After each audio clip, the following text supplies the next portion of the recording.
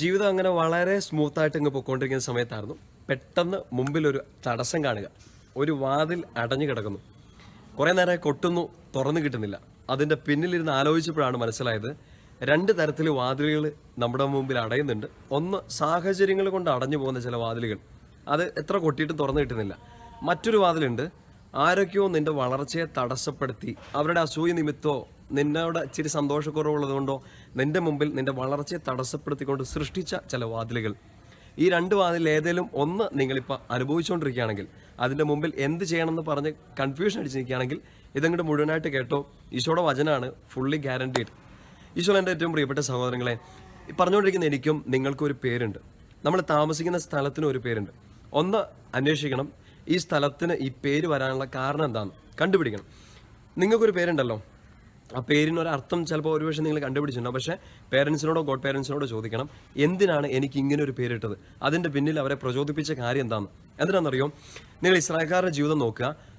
അവരുടെ ദൈവത്തെ നേരിട്ട് പേരിട്ട് വിളിക്കില്ലായിരുന്നു. ദൈവത്തോടൊരു ഭയഭക്തി ബഹുമാനത്തോടുള്ള ഒരു അകലം, സ്നേഹം ഉള്ളതുകൊണ്ട് ആ ദൈവത്തെ പേരിട്ട് വിളിക്കില്ല. എങ്ങനെ ദൈവത്തെ അവർ എക്സ്പീരിയൻസ് ചെയ്തോ അതനുസരിച്ച് ദൈവത്തെ അവർ അഭിസംബോധന ചെയ്തു. ഈ ദൈവം എല്ലാം കാണുന്നുണ്ടെന്ന് മനസ്സിലാക്കിയപ്പോൾ ആ ദൈവത്തെ അവർ എൽ റോയ് എന്ന് വിളിച്ചു. ഈ ദൈവം സർവശക്തനാണെന്ന് മനസ്സിലാക്കിയപ്പോൾ ആ ദൈവത്തെ അവർ എൽ ഷദായ് എന്ന് വിളിച്ചു. ഈ ദൈവം അത്യുന്നതനാണെന്ന് മനസ്സിലായപ്പോൾ ആ ദൈവത്തെ അവർ എൽ എലിയോൺ എന്ന് വിളിച്ചു. അപ്പോൾ എങ്ങനെ ദൈവത്തെ എക്സ്പീരിയൻസ് ചെയ്തോ ആ എക്സ്പീരിയൻസ് അനുസരിച്ച് അവർ ദൈവത്തെ അഭിസംബോധന ചെയ്തു. ഇപ്പം നമുക്ക് ലോകത്ത് നമ്മുടെ രക്ഷയ്ക്ക് വേണ്ടിയിട്ട് ഒരു നാമം തന്നിട്ടുണ്ട്, ഈശോ മിശിഹ എന്നൊരു നാമം.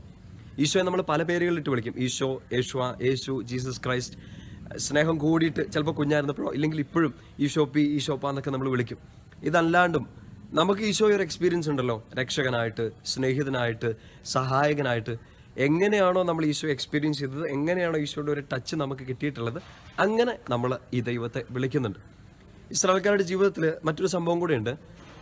അവരുടെ സ്ഥലങ്ങൾക്ക്, അവരുടെ കുഞ്ഞുങ്ങൾക്കൊക്കെ പേരിട്ടുകൊണ്ടിരുന്നതും ദൈവം എങ്ങനെ അവരുടെ ജീവിതത്തിൽ ഇടപെട്ടു എന്നനുസരിച്ചാണ്. അതുകൊണ്ടാണ് നമ്മളൊന്ന് കണ്ടുപിടിക്കേണ്ടത്, നമുക്ക് ഈ പേര് നമ്മുടെ പേരൻസോ ഗോഡ് പേരൻസോ ഇട്ടതിൻ്റെ പിന്നിൽ ഇങ്ങനെ ദൈവികമായ ഒരു ഇടപെടൽ ഉണ്ടായതുകൊണ്ടാണോ, ആ ഒരു നന്ദിയായിട്ടാണോ എന്ന്. മിക്കവാറും റിസൾട്ട് കിട്ടുമെന്ന് തോന്നുന്നില്ല, എന്നാലും ഒന്ന് അന്വേഷിച്ച് നോക്ക്. ഇസ്രായേൽക്കാർക്ക് എന്താണെന്ന് അറിയാം, അവരിപ്പോൾ ഒരു സ്ഥലത്തിന് പേരിടുമ്പോൾ ദൈവത്തെ മുഖാഭിമുഖം കാണാൻ സാധിച്ചു എന്ന് പറഞ്ഞുകൊണ്ട് ആ സ്ഥലത്തിന് അവർ പെനുവേൽ എന്ന് പേരിടുന്നു. ഇത് ദൈവത്തിൻ്റെ ഭവനമാണെന്ന് തിരിച്ചറിഞ്ഞുകൊണ്ട് ആ സ്ഥലത്തിന് ബഥേൽ എന്ന് പേരിടുന്നു. കുഞ്ഞുങ്ങളുണ്ടാകുമ്പോഴൊക്കെ അതാണ്. ജോസഫിന് രണ്ട് കുഞ്ഞുങ്ങളുണ്ടായല്ലോ. ഒന്നാമത്തെ കുഞ്ഞ് മനാസെ എന്ന് പേരിട്ടാണ്. ദൈവം എൻ്റെ സങ്കടങ്ങളെല്ലാം മറക്കാൻ എന്നെ സഹായിച്ചു എന്ന് പറഞ്ഞിട്ട് ഒന്നാമത്തെ കുഞ്ഞിന് മനാസെ എന്ന് പേരിടുന്നു. ഇത് കുറച്ച് കഴിഞ്ഞപ്പോൾ ഒരു കുഞ്ഞുവാവയും കൂടെ ഉണ്ടായി.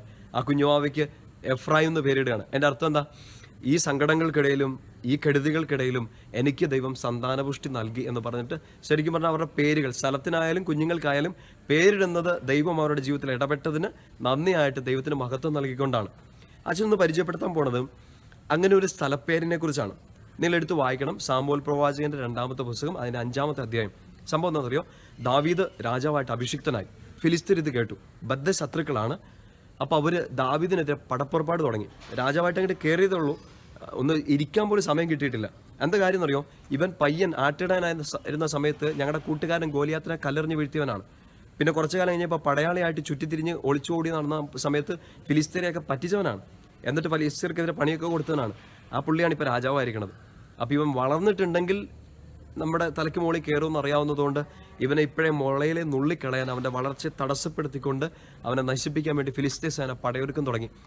അവരുടെ പടകൾ മുമ്പോട്ട് നീങ്ങി. ദാവീദ് പതുക്കെ കോട്ടയ്ക്കുള്ളിലേക്ക് പിൻവാങ്ങി. പേടിച്ചൊളിച്ച് വിറച്ചിരിക്കാനല്ല, ഒരു പ്രതിസന്ധി വന്നപ്പം മുമ്പിലൊരു വാതിലടഞ്ഞപ്പോൾ അയ്യോ ഞാൻ തീർന്നേ എന്ന് പറഞ്ഞിട്ട് മാറി നിൽക്കാനല്ല, അവൻ അകത്തേക്ക് കയറിയിട്ട് ദൈവത്തോട് പ്രാർത്ഥിച്ചു. വേറൊരു പ്രാർത്ഥനയല്ല, അവൻ കർത്താവിനോട് ശരിക്കും ചോദിച്ചു. ഭയങ്കര കോൺഫിഡൻസ് ആയിരുന്നു, ചോദിച്ചാൽ എനിക്കൊരു ഉത്തരം തരൂ എന്നുള്ളത്. ദാവീദ് ചോദിച്ചു, കർത്താവെ, ഞാൻ ഫിലിസ്തീനെ പിടിക്കാൻ പോട്ടെ, അങ്ങ് അവരെ എൻ്റെ കയ്യിൽ ഏൽപ്പിക്കുമോ? ഹൃദയങ്ങൾ തമ്മിൽ ഭയങ്കരമായിട്ട് ചേർച്ചയുണ്ടായിരുന്ന ആളാണ് ദൈവവും, നമ്മുടെ ദാവീദും ദൈവവും ഒക്കെ ഭയങ്കര കൂട്ടായിരുന്നു. അപ്പോൾ ദൈവം മറുപടി കൊടുത്തു, ദാവീദ് നീ ചെല്ല്, നിന്റെ കയ്യിൽ അവരെ ഞാൻ ഏൽപ്പിക്കും. ആ ഒരു കോൺഫിഡൻസിൽ ദാവീദ് പോയി. യുദ്ധം നടക്കണു, ആ യുദ്ധത്തെക്കുറിച്ച് നമ്മൾ സംസാരിക്കുന്നില്ല. ദ ക്ലൈമാക്സ്, യുദ്ധത്തിൽ ദാവീദ് ജയിച്ചു. ഫിലിസ്തീൻ സേന ചിന്നിച്ചിതറി ഇല്ലാണ്ടായിപ്പോയി. പ്രിയപ്പെട്ടവരെ, യുദ്ധം കഴിഞ്ഞതിന് ശേഷം ആ സ്ഥലത്തിന് ദാവീദ് ഒരു പേരിട്ടു, ബാൽ പെരാസിം. ബാൽ പെരാസിം എന്ന ആ സ്ഥലത്തിന് പേരിട്ടു. അങ്ങനെയാണ് ആ സ്ഥലത്തിന് പേര് വന്നത്. ഇതിൻ്റെ അർത്ഥം എന്താണെന്നറിയോ? അതിൻ്റെ അർത്ഥം കണ്ടുപിടിക്കുന്നതിന് മുമ്പ് വചനം എടുത്ത് വായിക്കണം. നിങ്ങൾ ഇതേ സംഭവം 1 ദിനവൃത്താന്തം അതിൻ്റെ 14-ാമത്തെ അധ്യായത്തിലും കാണുന്നുണ്ട്.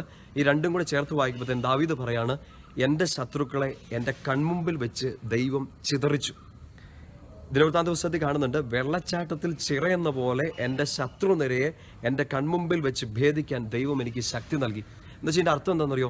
ബാൽ Perazim, the God of break through. നിന്റെ മുമ്പിൽ ഒരു തടസ്സം നിൽക്കുകയാണ്, അതൊരു വലിയ ശത്രുനിരയാണ്. നിനക്കൊറ്റയ്ക്ക് ചെയ്താൽ തീർക്കാൻ പറ്റില്ല, ഈ വാതിൽ തുറക്കണില്ല.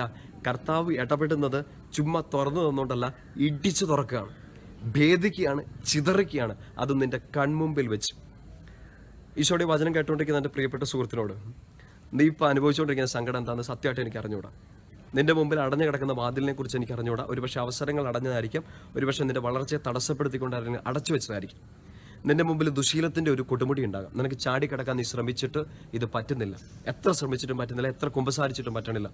നിന്റെ മുമ്പിൽ ഇപ്പോൾ ഒരു പ്രതിസന്ധി നിൽക്കുന്നുണ്ടാകും. കടവായിരിക്കാം, രോഗബാധിതയായിരിക്കാം, വീട്ടിൽ എന്തെങ്കിലും പ്രശ്നങ്ങളൊക്കെ ആയിരിക്കാം. നിന്റെ മുമ്പിലുള്ള പരീക്ഷകൾ, ടെസ്റ്റുകൾ, ജോലിയില്ലാത്ത അവസ്ഥ, കുഞ്ഞുങ്ങളില്ലാത്ത അവസ്ഥ, ഒരു പർവ്വതം പോലെ ഇത് നിന്റെ മുമ്പിൽ ഒരു തടസ്സമായിട്ട് നിൽക്കുക. നിനക്ക് അപ്പുറത്തോട്ട് പോകാൻ പറ്റുന്നില്ല, ഒരു പ്രതീക്ഷയ്ക്ക് വകുപ്പും കാണുന്നില്ല. ദൈവം നിന്നോടെന്ന് പറയണമെന്ന് ഒറ്റ കാര്യമുള്ളൂ. ദാവീദ് പഠിപ്പിച്ചിട്ടുണ്ട്, ബാൽ പെരാസിം, ചിതറിക്കുന്ന ദൈവം, നീ ഒരല്പം അങ്ങോട്ട് മാറി നിൽക്കുക. സർവശക്തനായ ദൈവത്തിന് ഒരല്പം സൈഡ് കൊടുത്തേ, കർത്താവ് മുമ്പിൽ കയറട്ടെ. നീ പോയിട്ട് കൊട്ടിയിട്ട് നിന്റെ കയ്യിൽ നീര് വന്നതല്ലേ ഉള്ളൂ.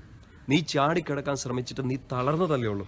നീ മാറി നിൽക്കുക, കർത്താവ് ഇടപെടട്ടെ. കർത്താവ് ഇടപെട്ടാൽ ചുമ്മാ വന്ന് നിന്റെ മുമ്പിൽ അടഞ്ഞു കിടക്കുന്ന വാതിലെ ചുമ്മാ തുറന്നു തരുന്ന ദൈവമല്ല, അടഞ്ഞതാണെങ്കിൽ, അടച്ചതാണെങ്കിൽ നിന്റെ മുമ്പിൽ വെച്ച് ആ വാതിലുകളെ ചിതറിച്ച് കളയുന്നൊരു ദൈവം.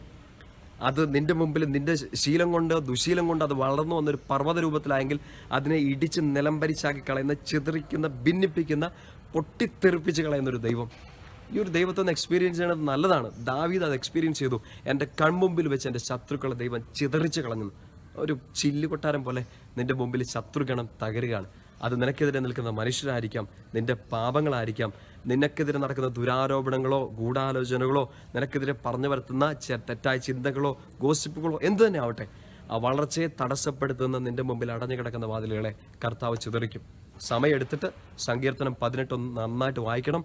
തൻ്റെ എല്ലാ ശത്രുക്കളെയും ദൈവം കീഴടക്കി സാവൂളിൽ നിന്ന് രക്ഷിച്ചു എന്ന് മനസ്സിലാക്കി ദാവീദ് ആർമാദിച്ച് പാടിയൊരു പാട്ടാണ് സങ്കീർത്തനം 18. അതിൻ്റെ 28-29 വാക്യങ്ങളിൽ ദാവീദ് ഇങ്ങനെ പാടുന്നുണ്ട്, എൻ്റെ ദൈവം എനിക്ക് ദീപം കൊളുത്തുന്നു, എൻ്റെ ദൈവം എൻ്റെ അന്ധകാരം അകറ്റുന്നു, എൻ്റെ ദൈവത്തിൻ്റെ ശക്തിയാൽ ഞാൻ സൈന്യത്തിനെ ഭേദിക്കും, എൻ്റെ ദൈവത്തിൻ്റെ ശക്തിയാൽ ഞാൻ കോട്ടകൾ ചാടിക്കടക്കും. നിനക്കിച്ചിരി കുറവുകളുണ്ട്, നീ ഭയങ്കര സിമ്പിളാണ്, പക്ഷെ നിൻ്റെ ദൈവത്തിന് ഒരു കുറവുമില്ല. നിൻ്റെ ദൈവം ഭയങ്കര പവർഫുള്ളാണ്. നീ ചിന്തിക്കുന്നതിനപ്പുറം. ഇതാരെങ്കിലും തുറന്നു തരുമോ എന്ന് ചോദിച്ച് കൺഫ്യൂഷൻ അടിച്ച് നിൽക്കുമ്പോൾ ദൈവം പറയാണ്, തുറക്കല്ല മോനെ, ഞാൻ ഇടിച്ചു തുറത്തുകാരാണ്. ഇടിച്ചു തുറന്ന് നിനക്ക് അനുഗ്രഹം തരുന്ന ഒരു കർത്താവ് നിൻ്റെ കൂടെയുണ്ട്. അച്ഛനൊന്ന് പ്രാർത്ഥിച്ചോട്ടെ. സർവശക്തനായ ദൈവമേ, അങ്ങയുടെ പരിശുദ്ധ നാമത്തിൽ അങ്ങനെക്ക് നൽകിയ പൗരോഹിത്യ ശുശ്രൂഷ യോഗ്യതയിൽ ഈ വചനം, അങ്ങയുടെ ഈ ശക്തമായ വചനം കേട്ടുകൊണ്ടിരിക്കുന്ന ഈ പ്രിയപ്പെട്ട സഹോദരൻ്റെ സഹോദരിയുടെ ജീവിതത്തിൽ അടഞ്ഞു കിടക്കുന്ന വാതിലുകൾ, അടയ്ക്കപ്പെട്ട വാതിലുകൾ, മുമ്പിൽ നിൽക്കുന്ന പർവ്വതങ്ങൾ, അത് ചിന്നിച്ചിതറി ഇല്ലാതാകുന്നതും തുറക്കപ്പെടുന്നതും കാണിച്ചു കൊടുത്ത് അങ്ങേക്ക് അങ്ങയുടെ നാമത്തിന് മഹത്വം നൽകാൻ ഇവരുടെ ജീവിതത്തിൽ അങ്ങ് അവസരമൊരുക്കണമേ. പിതാവിൻ്റെയും പുത്രൻ്റെയും പരിശുദ്ധാത്മാവിൻ്റെയും നാമത്തിൽ ആമേൻ.